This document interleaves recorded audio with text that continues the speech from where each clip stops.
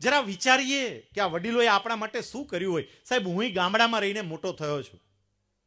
પિતાજી ખેતર ગયા હોય, બિચારા કામ કરતા હોય, ચીભડાની અંદર પેલા કૂણા ચીભડા જોવે ચીભડીમાં, અને કૂણા ચીભડા જોવે, ચીભડા તોડે, ખાવાની તો એને ઈચ્છા થતી હશે, પણ ઘરે લાવતા, ખાઈ ના જતા, સાચવીને ઘરે લાવે કે દીકરા માટે લઈ જવા, નાના નાના બાળકો માટે લઈ જવા. બિચારી માં ખેતર ગઈ હોય, સાંજે થાકી પાકી ઘરે આવતી હોય, રસ્તામાં એક બોયડી આવે, પાકા બોર જોવે, ઉતાવળ હોય, કામ કરવાની ઉતાવળ હોય, અને તોય બોયડીમાંથી બોર ઉતારે, પોતાના સાડીના પાલવમાં બાંધે કે ઘરે જઈને દીકરા માટે લઈ જઈશ, દીકરી માટે લઈ જઈશ. સાહેબ, બાજુમાં પડોશીને ત્યાં કોઈ મહેમાન આવ્યું હોય, સરસ મજાની રસોઈ બની હોય, અને પડોશીને ત્યાં વાટકી વ્યવહાર હોય, એટલે એમને ત્યાં મહેમાન આવ્યા હોય તો એક વાટકીની અંદર, એક થાળીની અંદર, એક થાળીની અંદર થોડી પૂરી, થોડો શીરો, 2-4 ભજીયા, એવું બધું આપી જાય. આ બધી ઘટના હું આપને યાદ કરાવું છું, યાદ કરજો. આ બધું આપી જાય ત્યારે માને પણ ખાવાની ઈચ્છા થતી હશે, પણ પોતાની ઈચ્છાઓને દાબી દે કે નહીં, આ મારે મારા સંતાનો માટે રાખવું જ, અને એના સંતાનો માટે સાચવી રાખે. તો એ વડીલોને આપણે સાચવવા એ આપણી જવાબદારી છે. રાજકોટની અંદર એક પરિવાર, વસંતભાઈ લિંબાસિયા, એ પરિવારના મોભી, એમણે રાજકોટમાં એક બહુ સરસ કાર્યક્રમ કરેલો. એમના બા, એમને જ્યારે 100 વર્ષ પૂરા થતા હતા તો એમના માતૃવંદનાનો એક બહુ જ મોટો પ્રોગ્રામ રાખેલો, અને એની બધી જવાબદારી એમણે મને સોંપેલી. એટલે મારે વારે વારે વસંતભાઈની ઘરે જવાનું થાય આખા કાર્યક્રમની તૈયારી માટે. લગભગ 5-7 વખત હું એમની ઘરે ગયો. મને એક બાબતનો ખ્યાલ આવ્યો કે વસંતભાઈની એક યુવાન દીકરી, એમણે હજી કોલેજ પૂરી કરેલી, એ દીકરીનું નામ હતું દર્શિકા. વસંતભાઈની આ દીકરી દર્શિકા એના દાદીમા જોડે રોજ લગભગ 1/2 થી 1/4 કલાક બેસતી. રોજ એના દાદીમા જોડે બેસે, દાદીમા જોડે બેસે, દાદીમા જોડે વાતો કરે, દાદીમાને હસાવે. એટલા દાદીમા આમ દાદીમા રે ઓતપ્રોત થઈ જાય. કોલેજમાં ભણતી છોકરી, કોલેજિયન છોકરી, પણ રોજ દાદીમા જોડે બેસે. મેં વસંતભાઈને એવું કહ્યું કે વસંતભાઈ, તમારા બા 100 વર્ષ જીવી ગયા, એમાં દીકરીનો પણ બહુ મોટો ફાળો છે, કારણ કે આ દીકરી બેસે છે, રોજ એની હારે વાતો કરે છે. આપણે વાતો કરતા બંધ થઈ ગયા સાહેબ. વડીલો માટે સમય નથી રહ્યો. તમે જોજો, બહાર નોકરી ધંધો કરતા હોય, કેટલા સમયે આ વડીલો જોડે વાત થાય છે. આમ વિચાર કરીએ જ ખબર પડે. અને એમાંય જ્યારથી ડિજિટલ ટેકનોલોજી આવી, સ્ક્રીન ટેકનોલોજી આવી, સ્ક્રીન ટેકનોલોજી એટલે તમામ, જેમાં સ્ક્રીન આપેલ છે તે, પછી એ મોબાઈલ હોય તોય ભલે, એ ટેબ્લેટ હોય તોય ભલે, એ કમ્પ્યુટર હોય તોય ભલે, જ્યારથી ડિજિટલ ટેકનોલોજી આવી, સ્ક્રીન ટેકનોલોજી આવી, ત્યારથી દૂરનો માણસ બહુ નજીક આવી ગયો, અને નજીકનો માણસ બહુ દૂર જતો રહ્યો. દૂરનો માણસ બહુ નજીક આવી ગયો. તમે જુઓ, અમેરિકા વાત કરતા હોય, બોલો તમે કેમ છો ને, મજામાં છો ને, ગમે એની હારે, અને નજીકના જે માણસો હતા એ બહુ દૂર જતા રહ્યા, એમની જોડે એટલી વાતો જ નથી થતી. જરા યાદ કરો જી, અહીંયા જેટલા બેઠા છે ને, થોડા યુવાનોને બાદ કરતા. આપણે નાના હતા, વેકેશન પડે અને સીધા થેલો લઈને મામાને ઘરે ભાગતા. સીધા જ. વેકેશન પડ્યું નથી, કેટલાક તો આગલી રાત્રે થેલો તૈયાર કરે. બોલો, આગલી રાત્રે સીધું ભાગવું જ છે અહીંથી. થેલો લઈ અને મામાની ઘરે જતા રહેતા. મહિનો મામાની ઘરે રોકાતા. મામી બહુ સરસ રીતે સાચવતી, મામા બહુ સરસ રીતે સાચવતા. મારે તમને એ કહેવું છે કે એ મામા કે એ મામી સાથે છેલ્લે ક્યારે વાત થઈ? યાદ કરો. ભૂલાઈ ગયા. નથી મામા હારે વાત થતી, નથી મામી હારે વાત થતી, માસા માસી હારે વાત નથી થતી, ફુવા ફઈ સાથે વાત નથી થતી. જેની જોડે કંઈ સંબંધ નથી એની હારે કેટલી બધી વાતો થાય છે, અને જેની સાથે લોહીના સંબંધ છે એમની જોડે કોઈ વાતો નથી થતી. એટલે મારે કહેવું છે કે આ વડીલોને સાચવો, વડીલોને સાચવવા જેવા જ સાહેબ. રાજકોટમાં જ હું થોડા સમય પહેલા રવિવારે એક મોલમાં ગયેલો. આમ આપણને નાની એવી ઘટના કેટલી મોટી પ્રેરણા આપી જતી હોય છે. એ મોલમાં હું ગયેલો મારા પત્ની અને દીકરા સાથે.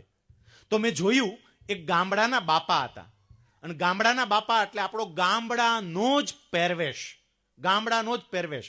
એને ચોયણી પહેરેલી, ઉપર કેડિયું પહેરેલું, અને એ બાપા એની સાથે એક છોકરો હતો, કોલેજિયન છોકરો, અને એટલો ફેશનેબલ છોકરો હશે, એના કપડા ઉપરથી એની વાળ ઓળવાની સ્ટાઇલ ઉપરથી તમને ખબર પડે કે આ છોકરો કેટલો ફેશનેબલ છે. એ છોકરો પેલા બાપાને લઈ અને મોલમાં આવેલો અને બાપાને બધું બતાવે, ગામડાના બાપા પણ બધું બતાવે. જો દાદા અહીંયા બૂટ વેચાય, દાદા દાદા તમે બૂટ લેવા જાઓ તો કેટલા રૂપિયાના આવે? બાપા પૂછે 50 રૂપિયાના. આ તરત કે અહીંયા છે ને 15,000ના બૂટ હોય, 20,000ના બૂટ હોય, એવું બધું સમજાવે. મેં વાત સાંભળી એટલે મને રસ પડ્યો, કારણ કે એક ગામડાના બાપા અને બીજો એકદમ ફેશનેબલ યુવાન. મારી પત્નીને અને દીકરાને એવું કીધું થોડીક વાર તમે અહીંયા બેસો, મને આની હારે આંટા મારવા દો. આ બે જ્યાં જાય ત્યાં બધે આમ પેલી ઇલેક્ટ્રોનિક સીડી હોય, એની મેળે મેળે સીડી ઉપર જાય. છોકરો દાદાને એમ કે જો દાદા જો આ સીડી જુઓ દાદા, જો કેવી ઉપર જાય છે ને દાદા, અમારે તમારે પગથિયા ચડવાના જ નહીં, તમે ઉભા રહો ને ઉપર જતું રહે, ચલો દાદા જઈ.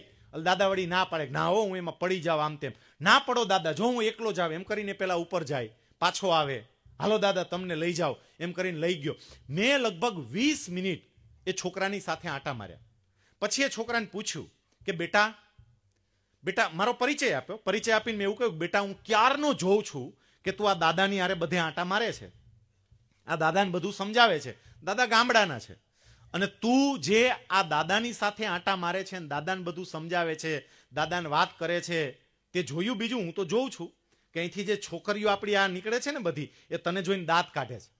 અને એ છોકરાએ જે જવાબ આપ્યો હતો, એ છોકરો કે સાહેબ એ ભલે ને દાંત કાઢે, મારે એની યાર શું લેવા દેવા છે?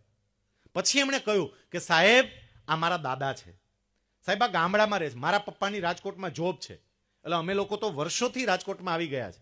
પછી એ છોકરો જે જવાબ આપે છે સાંભળજો, એ કે સાહેબ હું જ્યારે ગામડે જાઉં અને ગામડે દાદાને ત્યાં રોકાવ, ત્યારે દાદા મને એના ખભા ઉપર બેસાડતા. મને હજી એ દિવસ યાદ છે કે દાદા મને પોતાના ખભે બેસાડે, ઘોડો કરે અને ખભે બેસાડી અને ગામની બજારમાંથી નીકળે, ગામના પાદરમાં લઈ જાય, કંદોઈને ત્યાંથી પેંડો લઈને મને પેંડો ખવડાવે.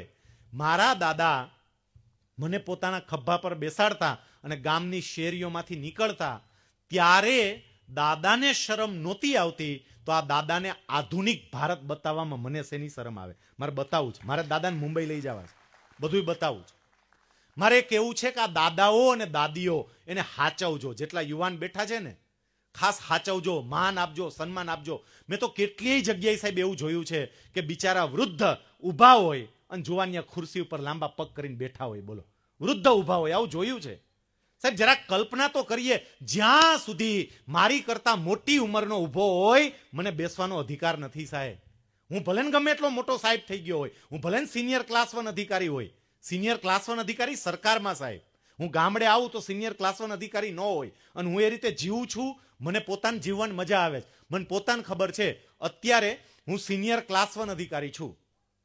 આખું સૌરાષ્ટ્ર આપણું જે છે ને, એ સૌરાષ્ટ્રની 67 નગરપાલિકા, 4 મહાનગરપાલિકા અને 7 સરકારી યુનિવર્સિટી, એ બધાનું ઓડિટ સુપરવિઝનનું કામ હું કરું છું. બહુ મોટી જવાબદારી છે. બધા લોકો આપણને સાહેબ સાહેબ સાહેબ સાહેબ કહીને બોલાવતા હોય, આગળ પાછળ આંટા મારતા હોય, પણ મેં એ અનુભવ્યું છે સાહેબ કે તમે ગામડે જાઓ, તમે નાના હતા, મારો પરિચય આપતા હતા દીપકભાઈ, ત્યારે કહ્યું બહુ સામાન્ય પરિસ્થિતિમાં હું જીવતો હતો. ગામડે જઈએ અને આપણે નાના હોય, એ બધા જ માળી બાપા અત્યારે આપણને મળે, અને મને મળે, હું સામેથી એને મળવા માટે જાઉં, પગે લાગુ, અને તરત એમ કે સૈલો આવ્યો, સૈલો. સગપરિયા સાહેબમાં જે મજા છે એના કરતા સૈલામાં 10 ગણી મજા છે. સૈલો થતા શીખવું પડે. હારું કોક આમ છે, અરે આને કંઈ ભાન જેવું છે કે નહીં, આવી રીતે બોલાવે છે, આમ તે કંઈ બોલાવાતા હશે. મારે એ કહેવું છે તમને કે આ વડીલોની સામે સૈલો થતા શીખજો. એની મજા એવી આવશે સાહેબ, એવી આવશે. બધા જ અભિમાનના અંચણાઓ એક બાજુ વડીલો પાસે મૂકી દેવાય, કારણ કે એ લોકોએ આપણા માટે બધું જ મૂકી દીધું છે.